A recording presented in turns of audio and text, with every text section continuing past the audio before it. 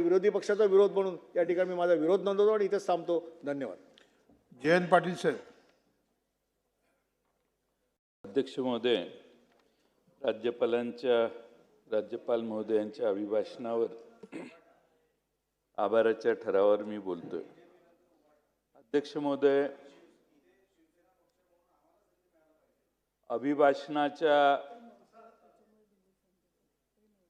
अभिभाषणाचा राज्यपालांच्या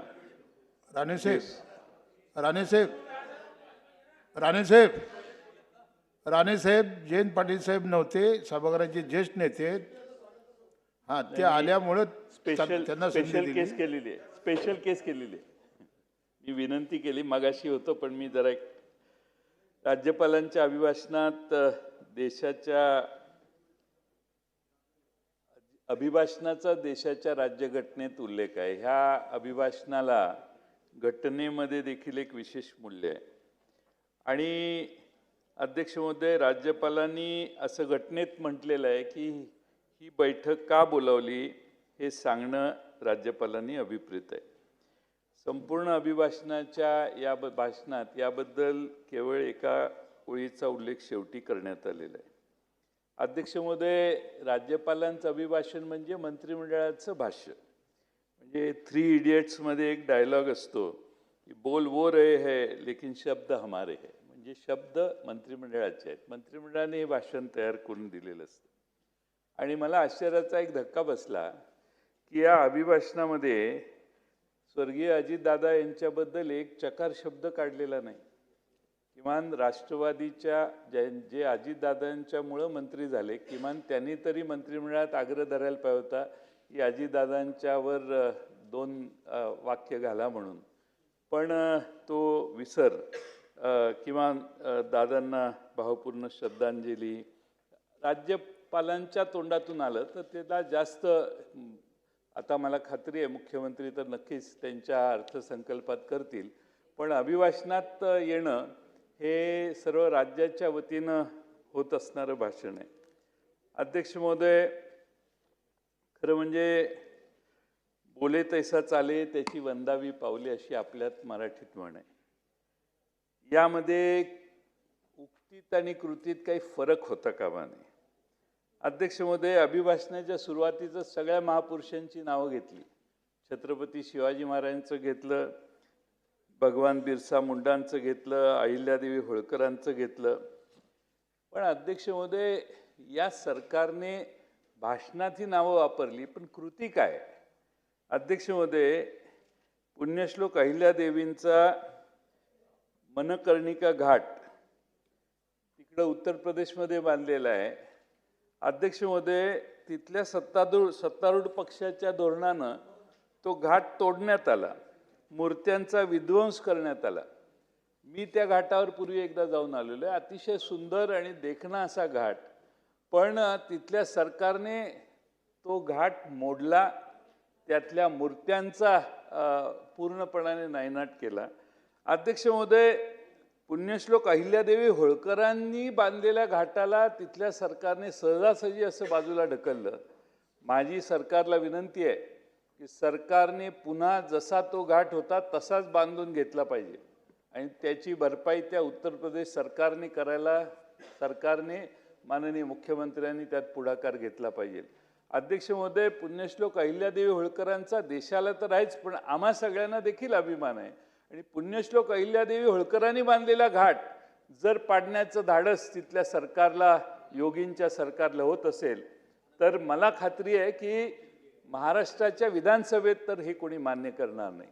आणि म्हणून त्याचा निषेध करणं आणि त्या राज्य सरकारला पुन्हा तो घाट जसा होता तसा बांधून द्यायला लावणं हे महत्त्वाचं काम सरकार करेल अशी माझी अपेक्षा आहे.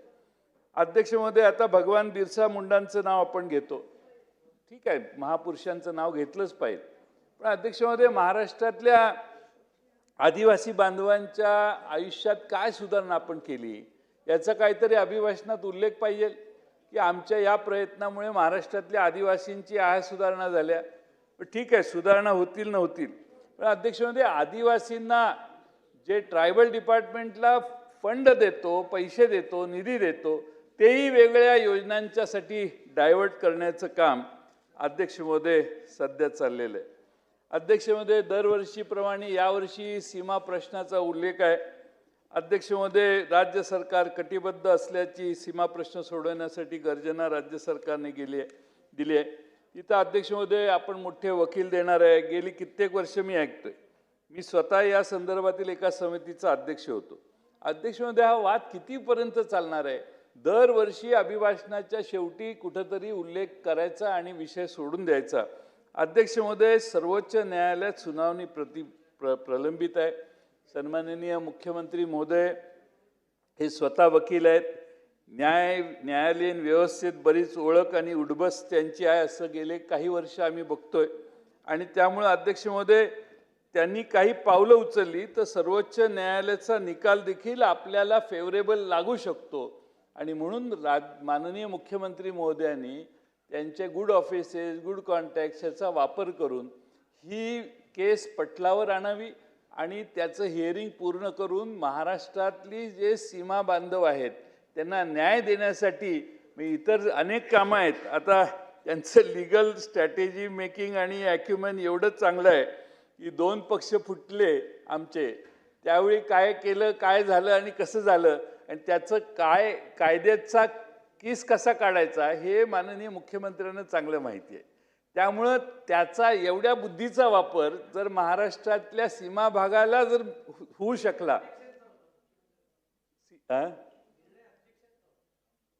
हा ते काय, जसं मी मगाशी सांगितलं की 3 इडियट्स मधलं वाक्य की सरकारची भाषा राज्यपाल बोलतात, तसं सरकारच्या डोळ्याकडे बघूनच वर्ण हालचाल होत असेल असा माझा अंदाज आहे. माझा आक्षेप नाही, नाही तर तुम्ही उभं राहाल लगेच.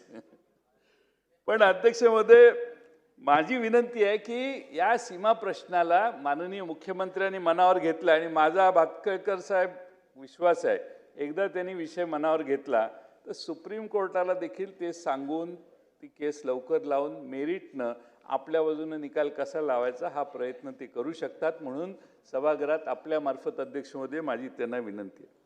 अध्यक्ष महोदय, आपलं राज्य पहिल्या क्रमांकावर आहे गुंतवणुकीत, नेहमीच होतं.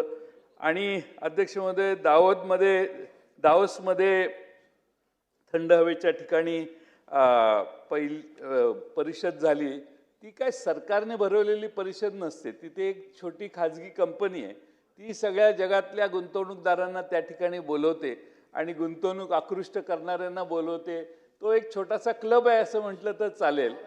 आणि त्यामुळं दावोस गावातील ही एक खाजगी संस्था आहे, त्याला आंतरराष्ट्रीय कायद्यात कुठलंही स्वरूप नाही आहे, पण तिथं गुंतवणूकदार येतात हे आपल्याला मान्य केलं पाहिजे. अध्यक्ष महोदय, आपलं सरकार माननीय अभिभाषणात राज्यपालांनी म्हटलं की 18 देशातील विविध कंपन्यांशी सरकारने 30 लाख कोटी रुपये इतक्या गुंतवणुकीचे सामंजस्य करार केले आहेत आणि त्यातून 40 लाख रोजगार निर्माण होण्यास मदत होईल. चांगली गोष्ट आहे, अतिशय चांगली गोष्ट आहे, मी याचं स्वागत करतो. पण आकडेवारी जरा बघितली तर काय होईल, काय वास्तव आहे? 22 साली दावोस जागतिक परिषदेत झालेली गुंतवणूक आपल्या राज्यात होती 2.2 लाख कोटी. अपेक्षित रोजगार होते 4 लाख. 23 साली गुंतवणूक झाली 1.37 लाख कोटी, अपेक्षित रोजगार 55,000.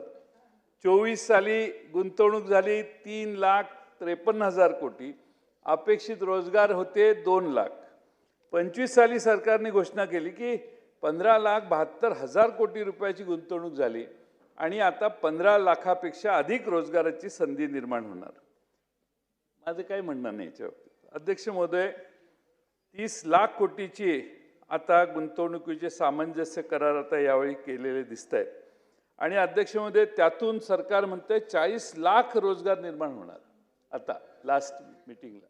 अध्यक्ष महोदय, 22 ते 25 या 3 वर्षाचा जर विचार केला तर आतापर्यंत 23 लाख लोकांना रोजगार मिळायला पाहिजे आणि ह्या वर्षीचे 40 लाख म्हटल्यावर 53 लाख युवकांना महाराष्ट्रात रोजगार मिळेल असा आभासी चित्र हे मेघे साहेब आहे, देशमुख साहेब आता तयार झालेलं आहे. नाही, 23 लाख आधी 3 वर्षाचे आणि लेटेस्ट 40 लाखाचा आकडा आहे. मग ते स्प्लिट करून सांगितलं. सांस्कृतिक खात्याच्या मंत्र्यांना या गुंतवणुकीबद्दल देणं घेणं नाही, त्यामुळे टेन्शन घ्यायचा प्रश्नच नाही. दावोसमधील करारामुळं माझी खात्री आहे 50,000 पण रोजगार तयार झाले नाही. माझी मुख्यमंत्र्यांना, उद्योग मंत्र्यांना विनंती आहे की एक व्हाईट पेपर करावा. झाले असेल तर आपलं ऑब्जेक्शन नाही, पण एकदा खरं काय महाराष्ट्रात चित्र आहे तेच कळावं. आणि म्हणून महाराष्ट्रात जितक्या तरुणांना व्हाईट पेपरमध्ये द्यावं त्यांनी, जितक्या तरुणांना दावोसच्या गुंतवणुकीतून रोजगार निर्माण झालेला आहे त्यांचं एक नाव, नंबर याच्यासह वेबसाईटवर प्रसिद्ध करावं की बाबा दावोसची ही गुंतवणूक एवढी या स्पॉटला झाली, एवढी गुंतवणुकीत आता लोकांना रोजगार मिळाला. अध्यक्ष महोदय, दुसरा मुद्दा अभिभाषणात आहे, विकसित महाराष्ट्र 2047 विजन डॉक्युमेंट केलंय. नागरिकांचं काहीच नाही, मंत्रालयात बसून काही अधिकाऱ्यांनी मिळून विजन डॉक्युमेंट केलेलं आहे. आता रिटायर्ड अधिकाऱ्यांना नेमलेलं आहे आपण आपल्याला सल्ले द्यायला, तेही आता सल्लागार झालेले आहेत. आणि त्यामुळं मंत्रालयात बसून डॉक्युमेंट तयार केलं. गावात काय आहे, वाडीत काय आहे, 2 नंबर 3 नंबर 2 सेकंड 3rd टिअरच्या शहरामध्ये काय आहे याचा सर्वे फक्त झालाय, पण नागरिकांचा सहभाग याच्यात नाही आणि महिलांचा तर अजिबातच नाही. अध्यक्ष महोदय, माझी खरं म्हणजे आता वेगळी सरकारनं धोरणं जाहीर केली आहेत.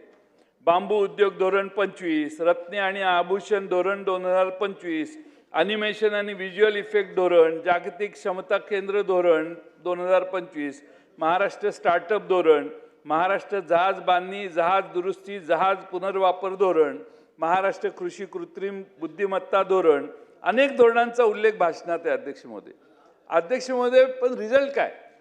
आणि अध्यक्ष महोदय, लोकांना रोजगार पाहिजे, तो रोजगार आपण याच्यात देतोय का? आता गडचिरोलीला अध्यक्ष महोदय स्टील हब आपण विकसित करायचं भाष्य केलेलं आहे. अध्यक्ष महोदय, इथल्या खनिजाच्या साधनामध्ये सुद्धा सध्याच्या तिथल्या स्थानिक जे काही पुढारी आहेत त्यांना व्यापार दिसतोय, सत्तारूढ लोकांनाही दिसतोय असं माझी खात्री आहे. अध्यक्ष महोदय, आत्तापर्यंत माननीय मुख्यमंत्र्यांनी 24च्या हिवाळी अधिवेशनात सांगितलं की 50,000 कोटीची स्टीलची गुंतवणूक झालेली आहे. अध्यक्ष महोदय, आता स्टील सिटी म्हणून गडचिरोली विकसित होईल आणि विमानतळाची जागा शोधून त्याचा सर्वे झाला आहे असं त्यांनी घोषणा केली. चांगली गोष्ट आहे. समृद्धी महामार्गाने जोडलेला आहे. 1,23,000 कोटी रुपयाची गुंतवणूक विदर्भात होणार आहे. मग सगळं मान्य आहे, पण अध्यक्ष महोदय, तिथला जो स्थानिक जमीन मालक आहे, जो आदिवासी आहे, स्थानिक आदिवासींच्या जल, जंगल, जमीन आणि पर्यावरणावर काहीच आपण बोलत नाही आहे. अध्यक्ष महोदय, काही भूमिका घेत नाही असा स्थानिक आदिवासींचा आता आक्षेप यायला लागलेला आहे.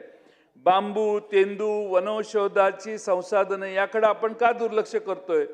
त्यांना अध्यक्ष महोदय, मुख्यमंत्री तिथं जातात त्यावेळी या आदिवासींच्या शिष्टमंडळाला, या आदिवासींना भेटलं पाहिजे.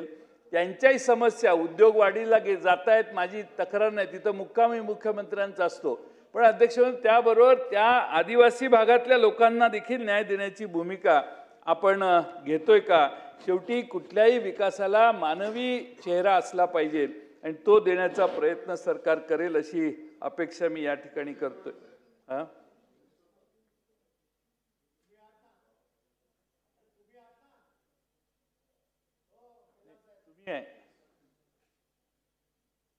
नाही, तुम्ही जावा गोरे साहेब, तुम्ही जावा. काय हे जरी गेले तरी मी कंटिन्यू करतो, तुम्ही काय काळजी करू नका. माझी काय पाठिंबा आहे, तुम्ही सुट्टी करून येणार असाल तर हरकत नाही, माझा पाठिंबा आहे, मी काय ऑब्जेक्शन घेणार नाही. तुमच्या काय आणि अध्यक्ष महोदय, आता अध्यक्ष महोदय, ज्यावेळी पंचायत राज सुरू झालं त्यावेळी आमच्या गावात अमित सरकार म्हणून देशात पहिल्यांदा सामूहिक वनहक्क घेणारे मेंढालेखा हे गाव गडचिरोली जिल्ह्यात आहे. मागील काही वर्षापासून या आदिवासींची मालकी केवळ नावाला राहिली आहे. विकासाचा भस्मासूर, आदिवासींचा आक्रोश न ऐकता चिरडून टाकला जातोय. अध्यक्ष महोदय, गडचिरोली जिल्ह्यात 25 खाणी प्रस्तावित आहेत.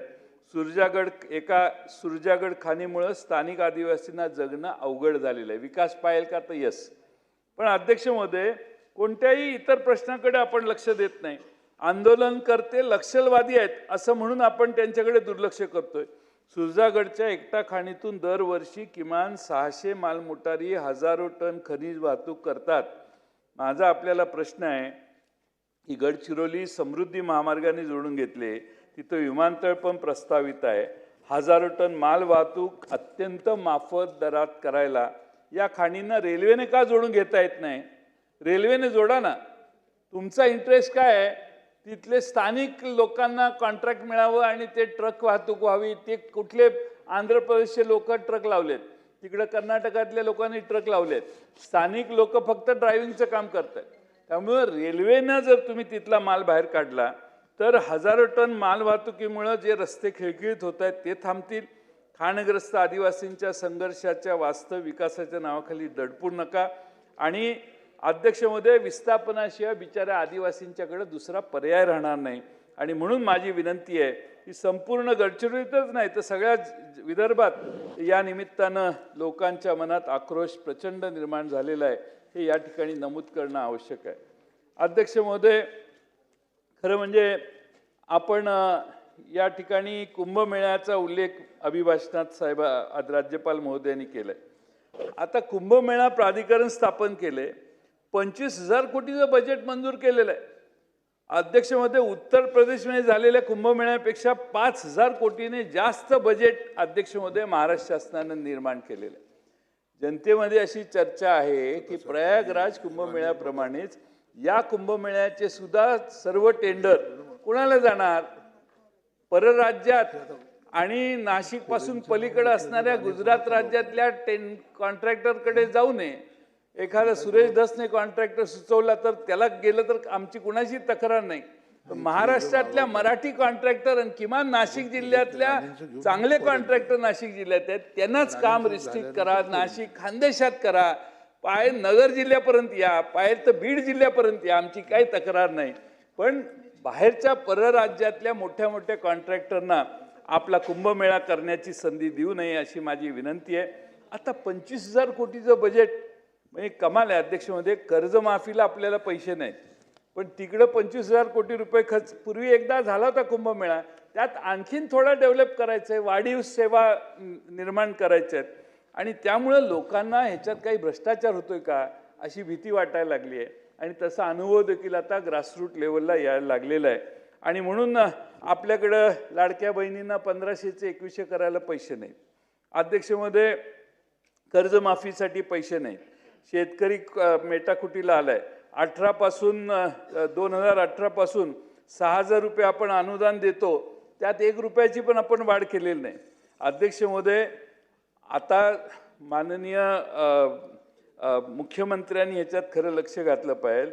नाशिकमध्ये कुंभमेळ्यात CCTVचं काम पूर्वी मागच्या 10 कोटीत झालेलं, आता ते काम 300 कोटीवर गेले. 30 पट वाढ झाली. एवढे महाग नाही आहेत, उलट CCTV कॅमेरे स्वस्त झाले आहेत अध्यक्ष महोदय. किंमत वाढणारी व्यवस्थाच नाही आहे, हे तीच नाही आहे कॅमेऱ्याची. टेक्नॉलॉजी एवढी पुढे गेलेली आहे. आणि म्हणून अध्यक्ष महोदय, 10 कोटीचं पूर्वी झालेलं काम आता 300 कोटी कशाला लागतात याचंही स्पष्टीकरण सभागृहाला मिळणं आवश्यक आहे. अध्यक्ष महोदय, खरं म्हणजे तुम्ही शेतकऱ्यांच्या अनुदानात काही वाढ करत नाही, पण टेंडरच्या किमती शेकडो पटीनं वाढायला लागलेल्या आहेत. 2015 या अनियमिततेची चौकशी करण्याचे आदेश मुख्यमंत्री महोदयांनी दिले होते. त्याचा अहवाल 11 वर्ष झालं तरी अजून सार्वजनिक करण्यात आलेला नाही.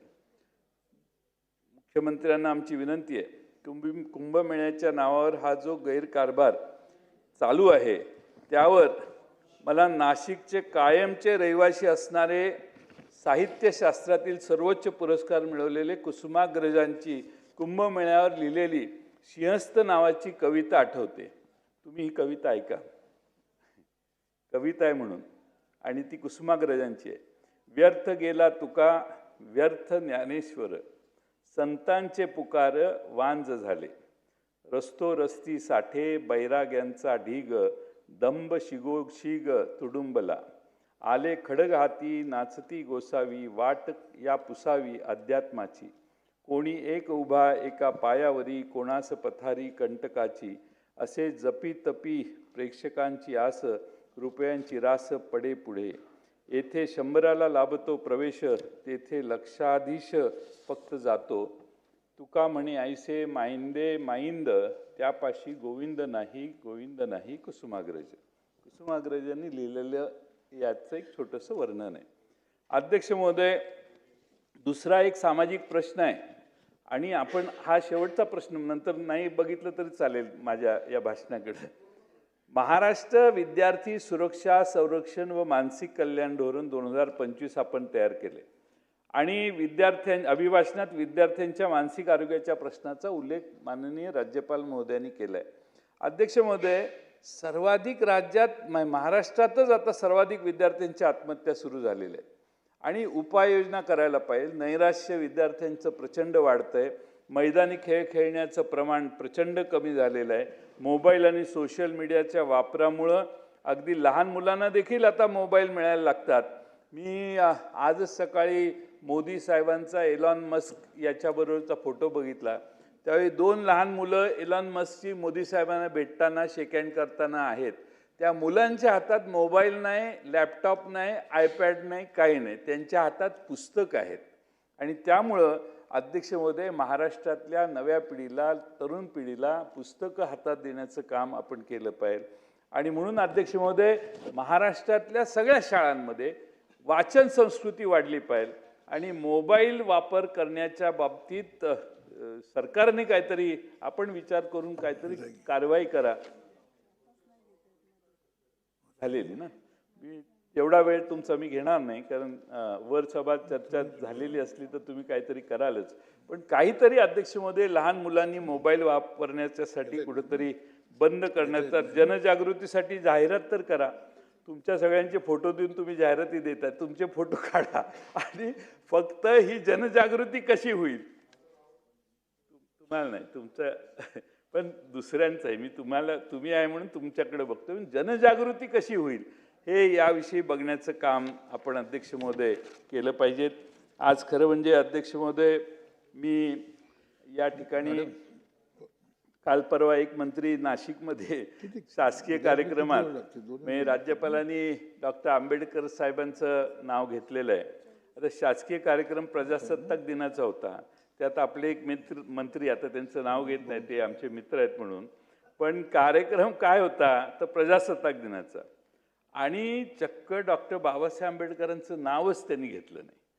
अध्यक्ष महोदय, हे सर्वात जगातलं सर्वश्रेष्ठ असं संविधान कुणी आपल्याला हातात दिलंय तर डॉक्टर बाबासाहेब आंबेडकरांनी दिलंय. त्यांचं नाव विसरणं हा एक प्रकारचा गुन्हा आहे असं माझं मत आहे. आज या ठिकाणी मी मगाशी सीमावादावर बोललो तर माझी विनंती सरकारला आहे की आपण आता एवढी MBBS कॉलेजेस काढलेली आहेत महाराष्ट्रात.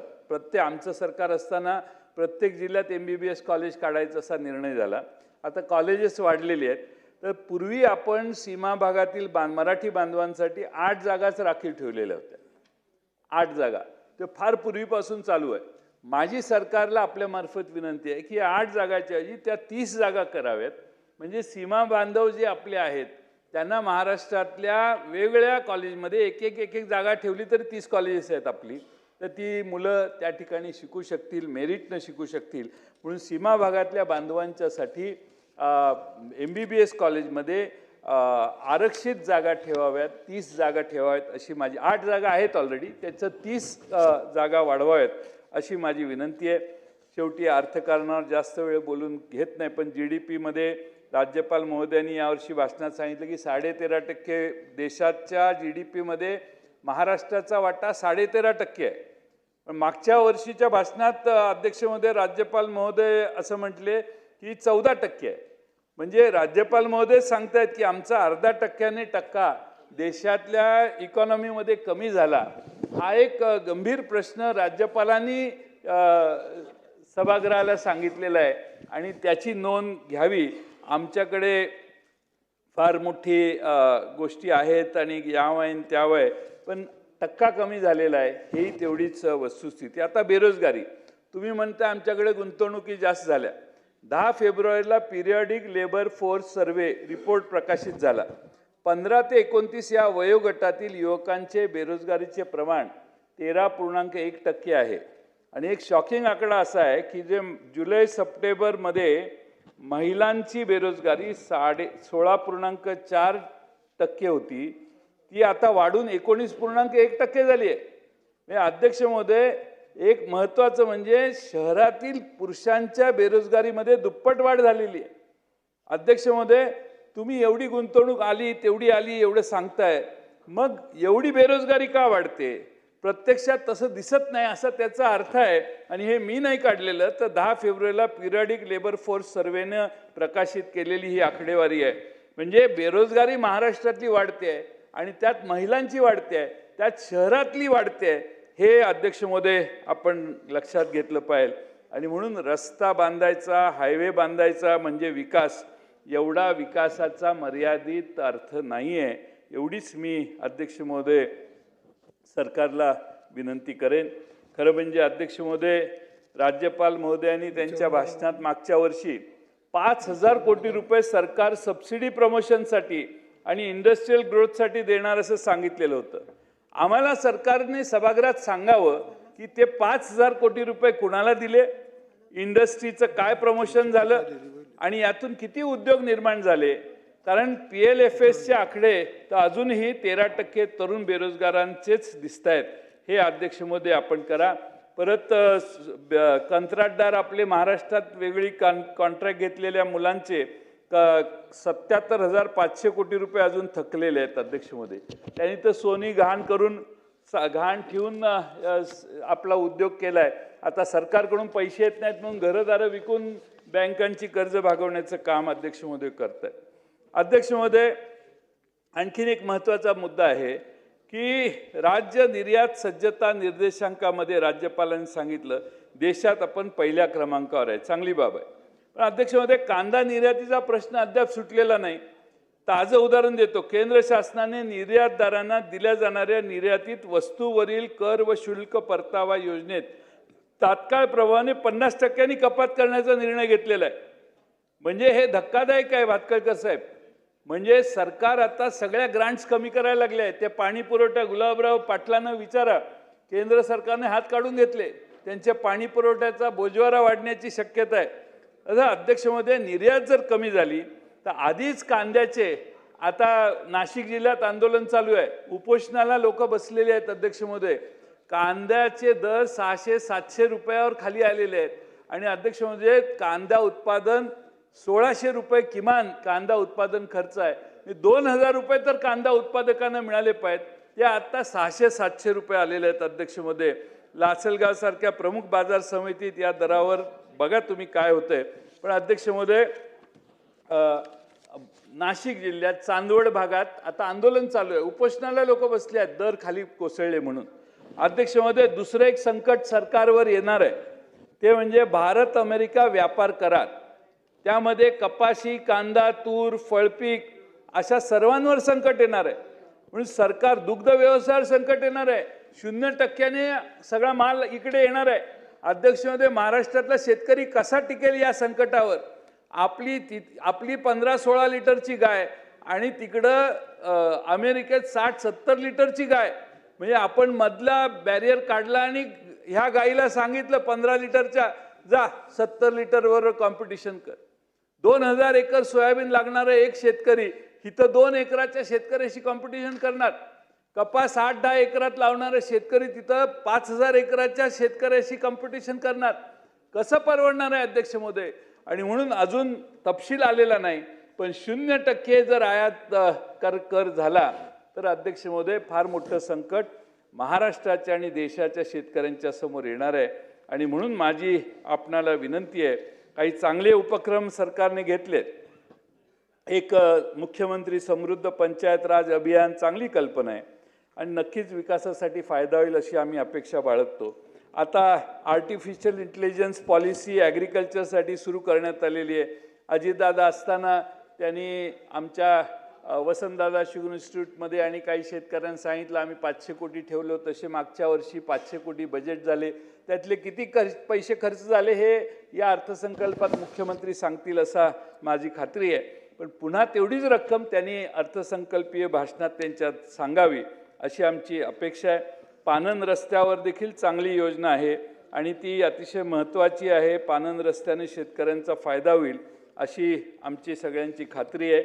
या सगळ्या याच्यात अध्यक्ष महोदय, मी या ठिकाणी आपणाला आणखीन एक मुद्दा सांगतो की उमेद अभियानांतर्गत मी मंत्री ग्रामविकास असताना उमेद अभियान सुरू केलं। महाराष्ट्रात योजना आली, राज्यात 6,60,000 महिला स्वयंसहायता गटाची स्थापना झाली, 64 लाखाहून अधिक कुटुंबांना 44,251 कोटी रुपयाचे बँक कर्ज उपलब्ध केले।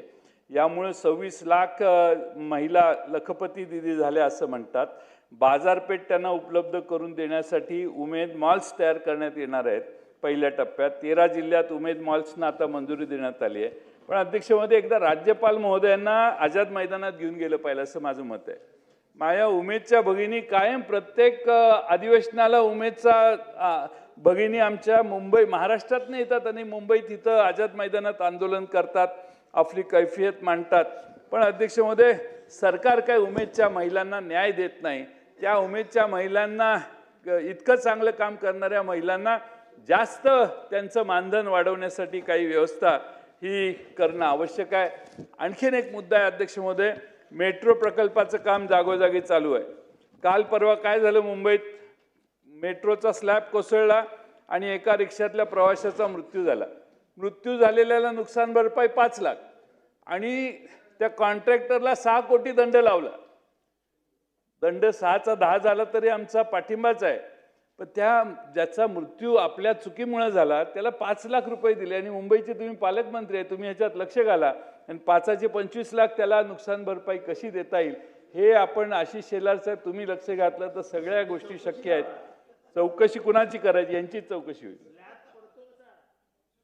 म्हणजे बांधणार याची हो, मी तुम्हाला नाही, म्हणजे किती पैसे खर्च झाले, स्लॅब पडतो, गडबड घाई, मोठी टेंडर द्यायची, ह्याच्यात क्वालिटीचा विसर सरकारने करू नये। आता ते मीरा भाईंदरच्या पुलाचा अभिभाषणात सगळे पुलांचे उल्लेख झाले, पण मीरा भाईंदरच्या पुलाचा उल्लेख व्हायला पाहिजे होता। पुलाची नोंद, ती डिझाईन एकदा जाऊन बघा तुम्ही। आशिष शेलार साहेब, मीरा भाईंदरला एक पूल बांधलाय आपण, तर पुलाचं डिझाईन जरा बघायला पाहिजे। ते गलगोटिया युनिव्हर्सिटी आहे तिथून डिग्री घेऊन आलेल्याने बांधलेला दिसतोय, काय डिझाईन वेगळंच आहे ते, तुम्ही जाऊन या। हा एकटा नाही आहे, तसं नागपूरला एक आहे महामार्गाचा पूल आणि तो जातो आहे एका घराच्या बाल्कनीमधून, महामार्गाचा पूल नागपूरमध्ये, आणि ते देवेंद्रजी कसं सहन करतात हेच मला कळत नाही। त्यामुळं अध्यक्ष महोदय, काय कोर्टात केस आहे, वाद आहे, काय आहे, याच्यात लक्ष घालावं। आणि दुसरा महत्त्वाचा प्रश्न म्हणजे राज्य सरकार अभिभाषणात शक्तीपीठ मार्गाचा उल्लेख केलेला आहे। शक्तीपीठ मार्गाचा उल्लेख अध्यक्ष महोदय करतोय आपण, त्या मराठवाड्यात परभणीमध्ये मुक्तीसंग्राम आणि मध्ये अग्रेसर असणारा जिल्हा होता, त्या निजामशाहीच्या विरोधी लढला। त्या निजामशाहीच्या विरोधी लढणाऱ्या जिल्ह्यात महायुती सरकारच्या माध्यमातून पुन्हा निजामशाही अस्तित्वात आली असं लोकांना वाटायला लागले, कारण शक्तीपीठ महामार्गाच्या वर आंदोलन करणाऱ्या शेतकऱ्यांचीच धरपकड सरकारने केली। अध्यक्ष महोदय, फार अवघड परिस्थिती महामार्गाची, शक्तीपीठाच्या मागे सरकार का मागे लागले हेच कळत नाही। अध्यक्ष महोदय, खरं म्हणजे आपण विचार जर केला तर अध्यक्ष महोदय, सरकारने शक्तीपीठच्या मागे लागायच्या ऐवजी मुंबई पुणे एक्सप्रेसवेच्या वाहतूक कोंडी बाबतीत जरा लक्ष घालावं। किती महाराष्ट्र सरकार उदासीन झाले, मुंबई पुण्यात जाताना 5 तासाच्या आत माणूस पोहोचत नाही, कधी कधी 7 तास लागतात, 30 तास लागतात। पुणे मुंबई एक्सप्रेसवरील वाहतूक कोंडी टाळण्यासाठी अध्यक्ष महोदय सरकारने यापूर्वी विचार केला आणि कर्जत शिरूर महामार्गाचा प्रस्ताव सरकार दरबारी अजून धूळ खात पडलेला आहे। आता दिसेल तिथं रस्ते बांधायला लागलाय, इथं माणसं मरायला लागली आहेत, माणसांचे शेकडो तास वाया जात आहेत। त्यामुळं कर्जत शिरूर हा रस्ता जो सुचवण्यात आलेला आहे, जो तुमच्या बांधकाम खात्यात धूळ खात पडलेला आहे, तो बाहेर काढा गोरे साहेब। आपल्या राजेंना जरा सांगा की जुनी कागद जरा हुडका। पण अध्यक्ष महोदय, सर्व घाटमाथ्यावरील रस्त्यांमध्ये 20 ते 25 किलोमीटरचं अंतर आहे, मात्र माळशेज ते लोणावळा या घाटमाथ्यावरील रस्त्यामध्ये तब्बल 70 ते 80 किलोमीटरचं अंतर आहे। पुणे मुंबई एक्सप्रेसवेवर कितीही बदल केला तरी वाहतूक कोंडीचा प्रश्न काही सुटणार नाही. आज कर्जत शिरूर महामार्गाचाच ऑप्शन त्याला आहे. आणि म्हणून अध्यक्ष महोदय, माझी विनंती आहे की सगळं म्हणजे MMR रिजनमधून JNPT-मधून जी अवजड वाहतूक जाते पुणे, सोलापूर, अहमदनगर, हैदराबाद, मराठवाडा, पश्चिम महाराष्ट्रातील काही जिल्ह्यात एकमेव मार्ग आहे. आणि म्हणून लवकरात लवकर कर्जत शिरूर महामार्ग सरकारने हातात घ्यावा. आणि दुसऱ्या बाजूनं ते आमच्या मागे लागलाय तुम्ही ते शक्तिपीठ महामार्ग, ते मी इकडच्या बाजूला बसलोय म्हणून माझ्या मतदारसंघातच घातलाय. आता ती अलाइनमेंट बदलली आणि शक्तिपीठ महामार्ग माझ्या मतदारसंघातच घातलेला आहे. आणि आता मतदारसंघात आणि जिल्ह्यात सगळीकडं आंदोलनं सुरू झालेत.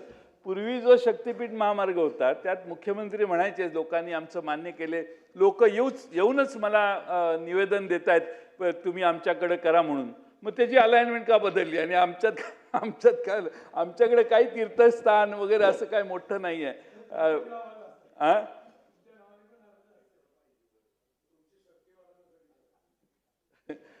अहो आमच्या एकदम मतदारसंघात आलं असं करू नका. आमची शक्ती नाही वाढली तर चालेल, आम्ही शरण येतो. पण लोकांच्या जमिनी पिकण्या म्हणजे 1 इंच माझ्याकडे ड्राय लँड नाही आहे. सगळी पानसळ केली आम्ही सगळ्यांनी. पण ती जमीन आता जर तुम्ही घ्यायला लागला तर अवघड आहे. मी या ठिकाणी आणखीन एक मुद्दा मांडतो आणि माझं भाषण मी संपवतो. अध्यक्ष महोदय, महाराष्ट्रामध्ये सुमारे 1800 सहकारी पाणीपुरवठा संस्थांना महावितरण लघुदाब आणि उच्च दाबाद्वारे विद्युत पुरवठा करत असते. अध्यक्ष महोदय, मध्ये सरकारने दरवाढ केली, वीज नियामक आयोगाने, सरकारने नाही. 1 एप्रिलपासून 5 रुपये 16 पैसे, त्यातलं 1 रुपया 16 पैसे शेतकऱ्यांनी भरले. त्यांची उरलेली रक्कम त्यांच्या अकाउंटवर आली, ते त्यांना सवलती मिळाल्या. अध्यक्ष महोदय, आता सरकारने या सहकारी पाणीपुरवठा संस्थांची थकबाकी, काही ठराविक संस्थांची 1800 पाणीपुरवठा संस्था आहेत त्या काही त्यातल्या अडचणीत आलेल्या आहेत. तर 70 ते 80 कोटी येत्या अर्थसंकल्पीय 70 ते 80 कोटी थकबाकी आहे. आमचे कोरे साहेब नेहमी या मुद्द्यावर बोलत असतात की राज्य सरकारचं अनुदान, या योजना केल्या त्यावेळी 25% राज्य सरकारचं अनुदान मिळणार होतं, ते मिळावं म्हणून त्यांनी विधानसभेत एक प्रस्ताव मांडला. आम्ही त्यावेळी त्यांचा पुरस्कार पाठिंबा दिला. पण राज्य सरकारने मुद्दलच द्यायचं ठरवलं. आता राज्य सरकार मुद्दलवर व्याज ॲड करून देणार आहे. तर ते ह्या अर्थसंकल्पात त्याचा उल्लेख राज्य सरकारने करावा अशी माझी विनंती आहे. आणि त्याचबरोबर अध्यक्ष महोदय, दुसरी विनंती की आपण आता 1 हॉर्स पॉवर ते 7.5 हॉर्स पॉवर सगळ्यांना मोफत वीज देतोय. अध्यक्ष महोदय, या ज्या सहकारी संस्था आहेत त्याच्यामध्ये कुठल्याही संस्थेमध्ये पर शेतकरी 1 हॉर्स पॉवर किंवा 1.5 हॉर्स पॉवर किंवा 2 हॉर्स पॉवरपेक्षा जास्त कुणाची हॉर्स पॉवर नाही आहे, वाट्यानं येणारी आहे. म्हणजे 2000 शेतकरी आहेत, 500 शेतकरी आहेत, त्यांच्या वाट्याला 1 हॉर्स पॉवर किंवा 2 हॉर्स पॉवरच आहे. तर ते सगळे बिल त्यांचं माफ करावं सगळ्या राज्यातल्या सहकारी संस्थांचं, अशी माझी विनंती आहे. आणखीन एक शेवटचा मुद्दा आहे अध्यक्ष महोदय, ड्रग्सचा. एवढा सुळसुळाट सगळ्या अंमली पदार्थांचा झाला आहे की आपले आमदार योगेश सागर यांनी काय केलं माहिती आहे का तुम्हाला? योगेश सागरनी त्यांच्या मतदारसंघातल्या एका दुकानात जाऊन अंमली पदार्थाचं तिथलं हे सगळं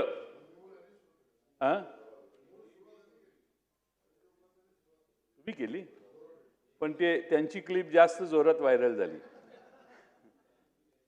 नाही माझ्याकडे आली ती, तुमची पण पाठवा, मी तुम्ही केली असं मी म्हणतो, माझी काय अर्थात. पण मुद्दा तो नाही आहे.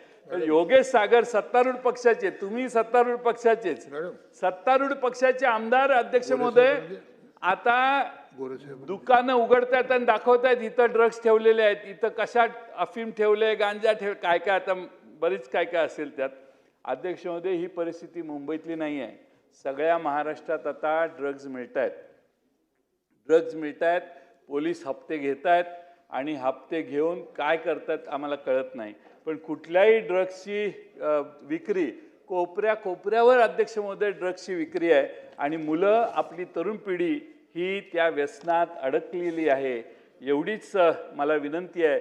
अभिभाषण फार चांगलं आहे, भविष्य चांगलं आहे, पण प्रेझेंट टेन्स आपला मुलांच्यात आहे.